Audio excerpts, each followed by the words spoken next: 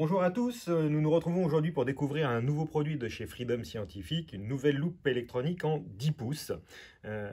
Cette loupe électronique se déclinera en deux versions, une version non vocale et une version vocale. Nous allons comme d'habitude commencer par le déballage du produit et voir ce que contient le carton. Donc un carton dans un carton, bien emballé avec des mousses.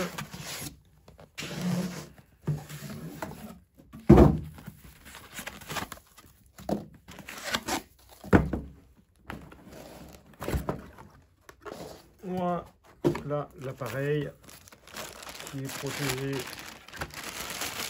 dans son emballage. Dans la boîte, nous retrouvons une sacoche dans laquelle, je l'espère, se trouvent tous les accessoires.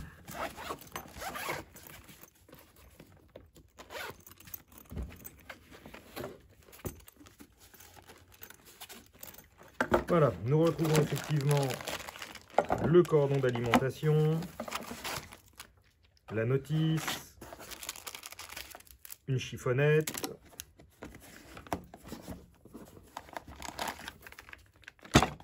le boîtier d'alimentation pour tous les pays et une bandoulière pour accrocher à la sacoche et pouvoir le transporter à l'épaule sans difficulté.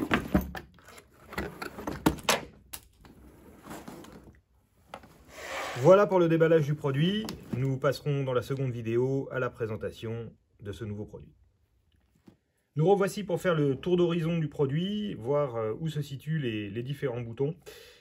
Donc comme je disais, l'avantage de ce produit va être le fait d'avoir des boutons physiques. Certaines personnes souhaitent avoir cet accès-là, qui peut être effectivement très pratique.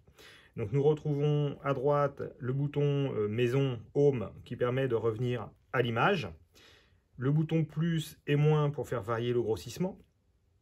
À l'opposé, à votre gauche, vous avez le bouton bleu qui permet de faire changer les fonds colorés. Le bouton central gris ici qui permet d'afficher éventuellement une ligne ou une fenêtre. Et le bouton de prise de photo qui nous permettra soit de figer l'image, soit de lancer le vocal. Nous avons sur la tranche de l'appareil le bouton marche-arrêt en relief et orange. Ici, la prise jack pour pouvoir brancher un casque. Et pour finir, le cordon USB qui permettra la charge et la connexion éventuelle à un ordinateur pour récupérer les images que l'on aurait enregistrées. Voilà ce qui figure sur ce produit. La dernière chose importante à savoir, c'est la position des pieds. Vous avez à l'arrière le pied qui se déploie, avec la caméra ici qui sert à la vision de près. Lorsque l'on replie les pieds, nous avons ici la caméra qui sert à la vision dite de loin. Et nous avons une troisième caméra, et c'est l'un des points forts de ce produit, une caméra pour chaque utilisation. Cette caméra qui servira à prendre en photo un document, afin de pouvoir naviguer dedans, l'agrandir et se déplacer tactilement. Et pour le modèle vocal, ça permettra donc de vocaliser cette photo que l'on vient de prendre. On démarre l'appareil. Voilà. Hop. Donc d'origine, comme vous pouvez le constater, il a démarré avec un fond noir et une écriture blanche et un grossissement de 2 fois. En fait, lorsqu'on rentrera dans les menus, nous allons découvrir qu'on va pouvoir créer un profil en lui imposant de démarrer à chaque démarrage sur cet affichage, sur ce mode-là.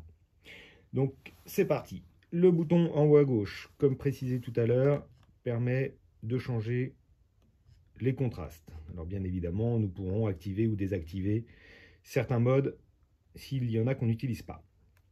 Le bouton du milieu qui permet d'afficher une ligne et une fenêtre pour les personnes qui ont besoin d'un suivi guidé.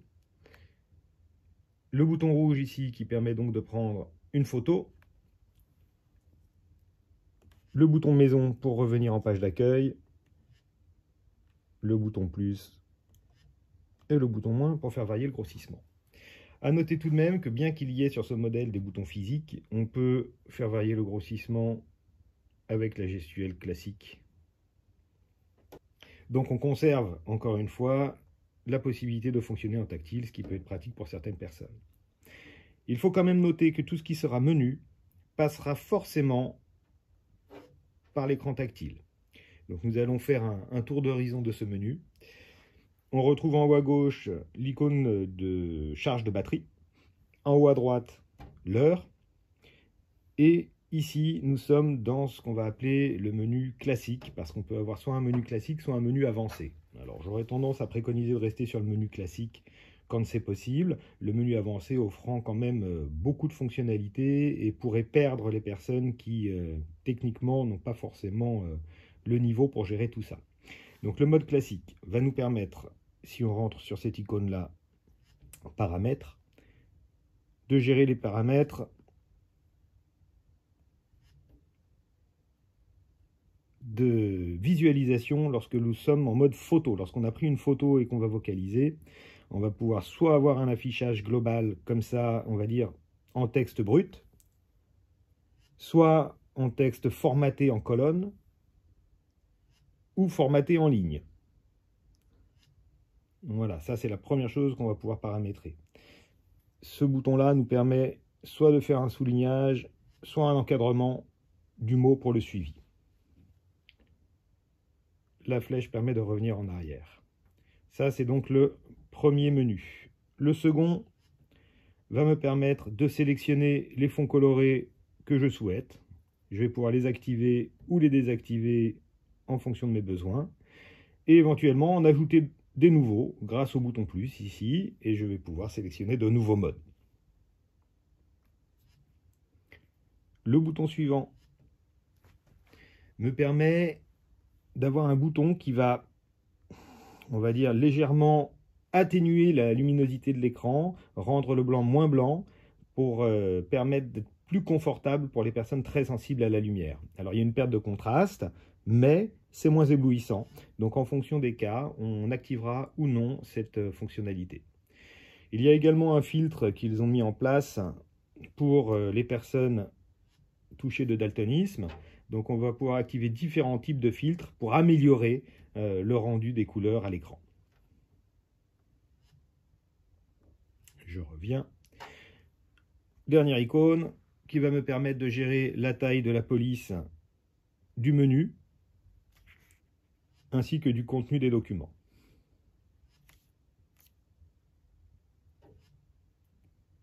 Et je reviens à la base. Voilà pour les paramètres principaux de l'appareil.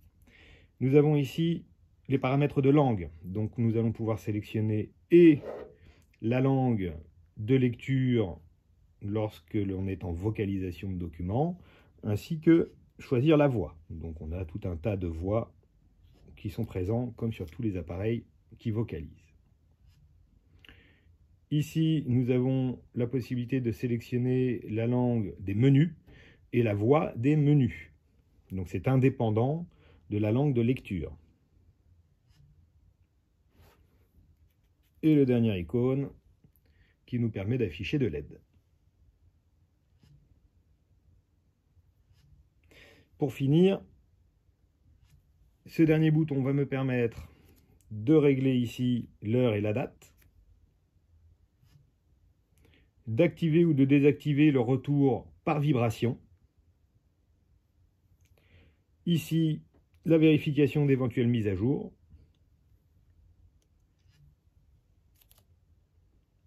La remise à zéro d'usine. Je vais dire non.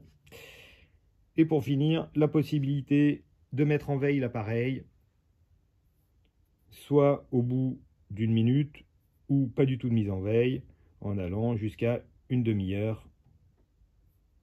Voilà, je vais mettre 10 minutes, qui est une bonne moyenne.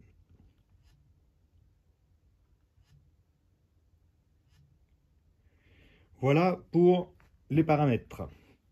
Nous avons ensuite ici l'icône qui me permet, si je le souhaite, donc d'activer le mode avancé. On va dire oui pour vous montrer rapidement ce que ça fait. Ça va nous ajouter des icônes complémentaires. Cette icône-là me permettra, si je prends des photos et que je les enregistre, de pouvoir les retrouver et de gérer donc ma galerie via cette image-là. Ensuite, ce menu me permet également ici de gérer le Miracast. Le Miracast, c'est le fait de pouvoir renvoyer l'image de cet écran directement sur un téléviseur ou un grand écran qui serait muni bien sûr du système de communication Miracast. L'onglet Bluetooth qui nous permet d'activer ou de désactiver le Bluetooth. L'onglet de gestion de la luminosité. Donc on va pouvoir gérer la luminosité. Voilà pour les grosses différences entre les deux menus. Je vais revenir en menu standard. Voilà.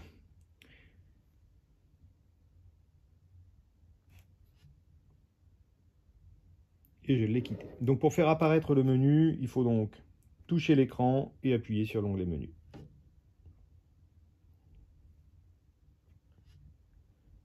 Voilà pour le tour d'horizon. Donc cet appareil peut être utilisé soit qu'une loupe électronique classique, on a juste à le déplacer sur le document, de haut en bas, de droite à gauche, on fait varier le grossissement et on joue sur les contrastes en fonction des besoins.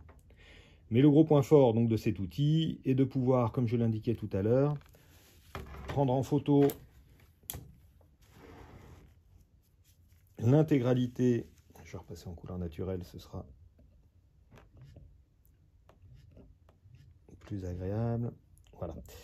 Donc la possibilité de cadrer l'intégralité d'une page A4 et de la prendre en photo, cette fois-ci grâce au bouton de prise de photo en bas à gauche.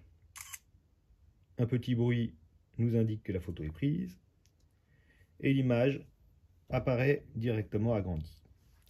Cette image, je vais pouvoir la grossir soit avec mes doigts, soit avec les boutons, et je vais pouvoir bien sûr la contraster comme bon me semble. Et la flèche à droite va me permettre de lancer la lecture vocale du document. JCGA, mesure, gestion des risques Covid-19, mobiliser le télétravail et les outils collaboratifs à distance, favoriser. Donc à droite, nous avons un bouton qui nous permet de faire play ou pause. Un bouton au milieu qui permet de régler la vitesse et le volume. Et puis voilà, le bouton de gauche qui retombe sur le menu classique. On peut bien évidemment grossir, se déplacer dans le document et du bout du doigt, toucher là où on le souhaite pour lancer la lecture comme on veut, à l'endroit où on veut. Donc ça, c'est vraiment très pratique que de pouvoir isoler le point de départ de lecture et ne pas attendre la lecture du document complet si je vais aller en plein milieu. Donc voilà, grossissement au doigt, changement de fond coloré, possibilité de prendre en photo une page A4 complète et de la vocaliser. On a ici donc un outil qui permet vraiment de répondre à tous les besoins. Dernière petite chose que je n'ai pas indiquée, j'appuie sur la petite maison pour revenir en mode image. Je peux grossir. Je peux me dépanner en mode écriture avec cet appareil, car la caméra étant en hauteur, j'ai un espace largement assez large pour pouvoir écrire dans de bonnes conditions. Sous-entendu qu'on soit droitier, parce que ce modèle n'existe avec la caméra qui ne se déploie que à droite. Donc le gaucher aura une position d'écriture qui malheureusement sera moins confortable. Voilà pour la présentation de cet outil, la Ruby 10, qui existe soit en modèle vocal, soit sans le vocal. La prise de photo restera bien évidemment possible, mais vous ne pourrez pas vocaliser le document. Voilà pour la présentation de cet appareil. N'hésitez pas à nous envoyer des messages si nécessaire et nous y répondrons avec plaisir. Au revoir.